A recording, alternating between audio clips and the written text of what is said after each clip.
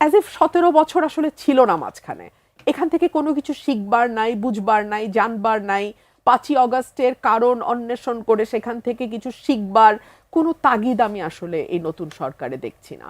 ঠিক শেখ হাসিনা যা করেছেন, তারেক সাহেব যদি ঠিক তাই করেন, তাহলে ওনার জন্য শেখ হাসিনা তো 15 বছর পেরেছেন, উনি 5 বছর পারবেন কিনা আমি জানি না।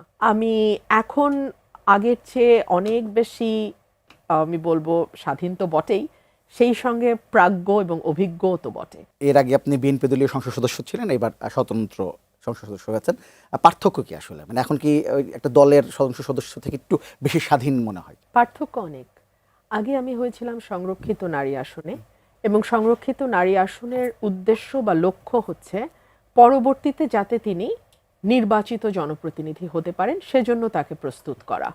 আমি জানি না এই আসনটিকে অতীতে কোনো নারী সংসদ সদস্য ঠিক তার লক্ষ্য উদ্দেশ্য অনুযায়ী ব্যবহার করেছেন কিনা, কিন্তু আমি করেছিলাম।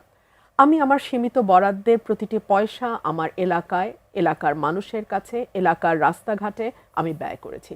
সো সে কারণে আমার একটা প্রবল জনমত এলাকায় তৈরি হয়েছে, এবং সেটারই ফলস্বরূপ আমি যখন এবার স্বতন্ত্র নির্বাচন করলাম, আমি প্রায় 40,000 ভোটের ব্যবধানে আমি জয়লাভ করি। এবং কিছু ইররেগুলারিটিস যদি ইলেকশনে না হতো, এই ব্যবধান আমার ধারণা আরও অনেক বেশি হতো।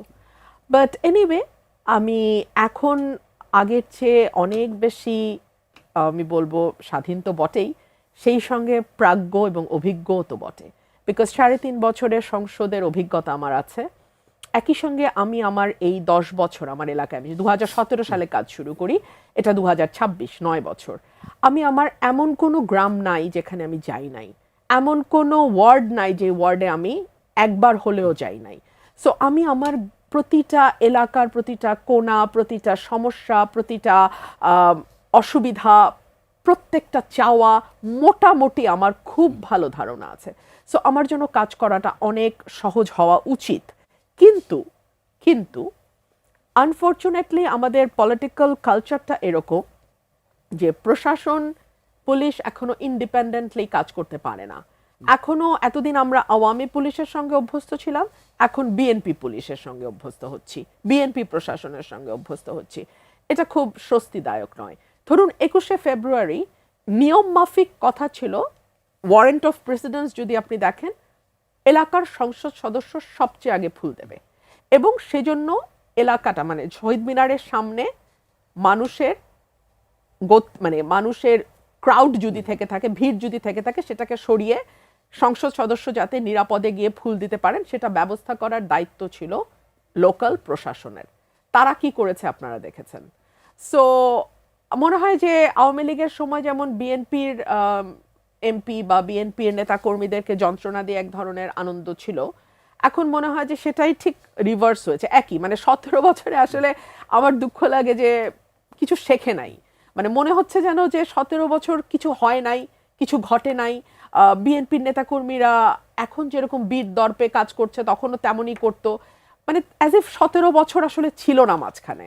এখান থেকে কোনো কিছু শিখবার নাই, বুঝবার নাই, জানবার নাই। 5ই অগাস্টের কারণ অন্বেষণ করে সেখান থেকে কিছু শিখবার কোনো তাগিদ আমি আসলে এই নতুন সরকারে দেখছি না। সো আনফরচুনেট, খারাপ লাগে। আমার এক সময়কার দল। 4 দিন হয়ে গেছে 21শে ফেব্রুয়ারি ঘটনাটা বললেন, এখন পর্যন্ত কোনো এটার কোনো আছে কিনা, মানে প্রশাসনের পক্ষ থেকে? দেখুন, আমি মামলা করতে হয়েছে আমাকে, এবং আমার ইচ্ছা ছিল দ্রুত বিচার আইনে মামলা করা, কারণ সেখানে সমস্ত ইনগ্রেডিয়েন্টস গুলো ছিল। কিন্তু প্রশাসন আমার সাথে বার্গেইন করলো যে যদি আপনি দ্রুত বিচারে করেন, তাহলে কিন্তু আমরা আপনার বিরুদ্ধে দ্রুত বিচারের মামলা নেব। সো এটা একটা ট্রেড অফের মতো। হ্যাঁ, সো আমাকে দ্রুত বিচার করতে পারলাম না, আমাকে পেনাল কোডে করতে হলো। পরের দিন আমার নেতাকর্মীদের বিরুদ্ধে পেনাল কোডে মামলা হলো, সেটার জামিন নেওয়া হয়েছে। এবং আপনি দেখুন, প্রশাসন আরো যেটা করেছে, ওইখানে তো পুলিশ উপস্থিত, ওসি উপস্থিত, ওসির এসআই সবাই উপস্থিত। ওনারা তো দেন অ্যান্ড দেয়ার অ্যারেস্ট করার কথা। তারা আমার নেতাকর্মীকে ধাক্কা দিয়ে গিয়ে শহীদ মিনারের দখল নিয়েছে। এটা তো তাদের সবার চোখের সামনে হয়েছে। তখন অ্যারেস্ট করলো না কেন? কারণ তাদের দলীয় পরিচয় জানতে হবে, বিএনপি ক্ষমতায় আছে। তো ঠিক শেখ হাসিনা যা করেছেন, তারেক সাহেব যদি ঠিক তাই করেন, তাহলে ওনার জন্য, শেখ হাসিনা তো 15 বছর পেরেছেন, উনি 5 বছর পারবেন কিনা আমি জানি না।